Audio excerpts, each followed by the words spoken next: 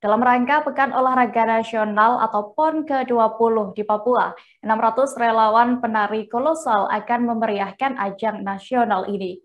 Untuk kota Jayapura sendiri, jumlah penari ada sebanyak 200 orang dari total keseluruhan.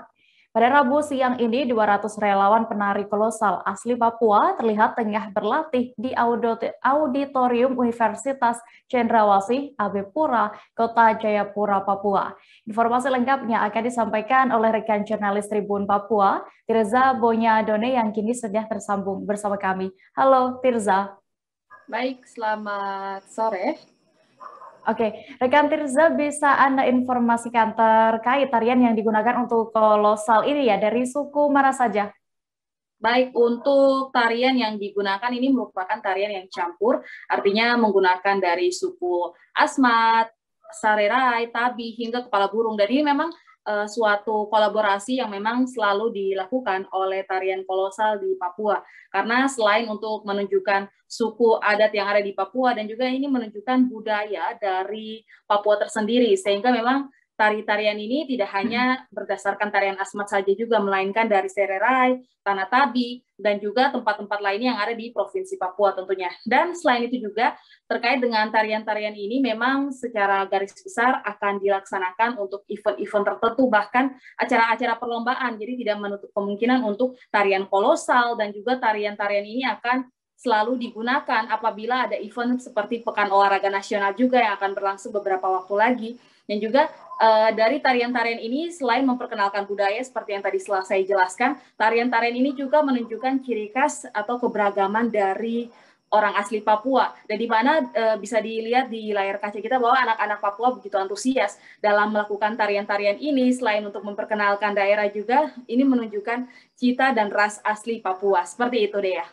Oke, lalu apakah nanti akan ada tarian lain yang ditampilkan selain tarian kolosal yang campuran dari beberapa daerah ini untuk menyambut PON? Tirza. Baik, untuk Pekan Olahraga ini juga tentunya mereka tidak hanya akan menampilkan tarian kolosal saja, melainkan beberapa tarian seperti tarian penyambutan dan beberapa tarian lainnya dari sanggar-sanggar yang sudah dipilih oleh Kota Jayapura maupun dari Kabupaten Kota Jayapura juga. Dan selain itu juga untuk persiapan penari juga ketika untuk penyambutan ada beberapa tim yang sudah dibagikan. Dan memang itu sedikit istilahnya informasi yang diberikan memang terbatas karena ingin seperti memberikan kejutan bagi masyarakat setempat terkait dengan berapa banyak jumlah dan juga tarian-tarian seperti apa. Yang pastinya tarian yang akan ditampilkan oleh Kabupaten Kota Jayapura maupun Kota Jayapura sendiri dan klaster-klaster lainnya yang nanti akan dilaksanakan Pekan Olahraga juga, bahwa ini akan menunjukkan sesuatu yang berbeda dari Pekan Olahraga biasanya. Dan selain untuk penyambutan seperti yang telah saya jelaskan tadi, ada tarian-tarian khusus yang memang disiapkan oleh berbagai macam sanggar, dan itu memang sudah masuk kualifikasi dari setiap hal yang dipilih oleh PB PON di Papua.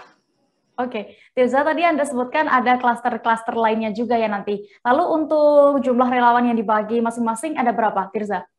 Baik, dari informasi yang kami dapatkan untuk relawan baik untuk Mimika, itu terdapat 100 orang relawan yang akan menari pada saat Pekan Olahraga nantinya. Dan juga untuk klaster untuk di daerah Merauke sendiri, itu terdapat 100 orang. Dan untuk klaster Kabupaten Jayapura terdapat 200 orang. Jadi memang untuk 200 orang ini terdapat di klaster Kabupaten Jayapura dan juga Kota Jayapura, sehingga yang akan tampil di Kabupaten dan juga Kota Jayapura sebanyak 400 orang. Sedangkan untuk Mimika dan juga Merauke sebanyak 200 orang, 100 di setiap daerahnya.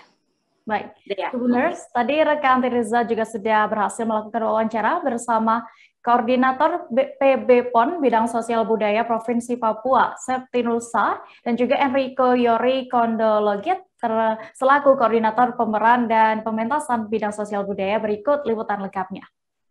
Satu gerak yang dimiliki oleh suku-suku di Papua, baik itu dari Asmat, baik itu dari Sairiri, baik itu dari Tabi, bahkan juga dari Kepala Burung di Dombera dan Memberai, untuk ditampilkan dalam durasi waktu yang cukup pendek, sehingga menjadi suatu menarik untuk dipertunjukkan.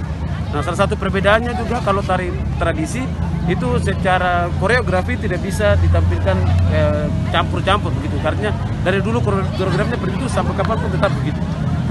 Tapi kalau tarian kreasi itu bisa digabungkan dengan koreografi yang menarik karena dia ada pada seni pertunjukan. Nah, anak-anak di belakang yang kolosal itu memang adalah tarian yang ditarikan dengan jumlah banyak orang. Nah, jadi seperti mereka menari tarian Asmat, tapi dengan gerakan yang sama, tapi dengan jumlah yang banyak. Lalu kalau tarian kelompok untuk penyambut. Ya baik, dari Sosbud memang kami sudah bikin perencanaan.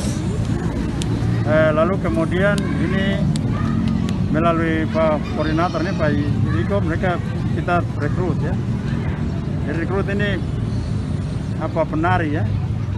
Penari ini direkrut dengan ada penari, kemudian ada juga tim yang mereka yang disebut ambasador ya.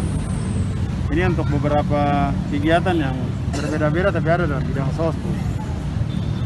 Nah ini yang penari ini ada yang untuk tari kolosal, terus ada mereka yang nanti ada di grup nanti menari di tempat akomodasi. Jadi hotel-hotel nanti ada, kita punya panggung seperti itu, mungkin nanti dibuat atau mungkin juga bisa nanti mereka menari di situ. Tapi dengan juga di Terima kasih sudah nonton.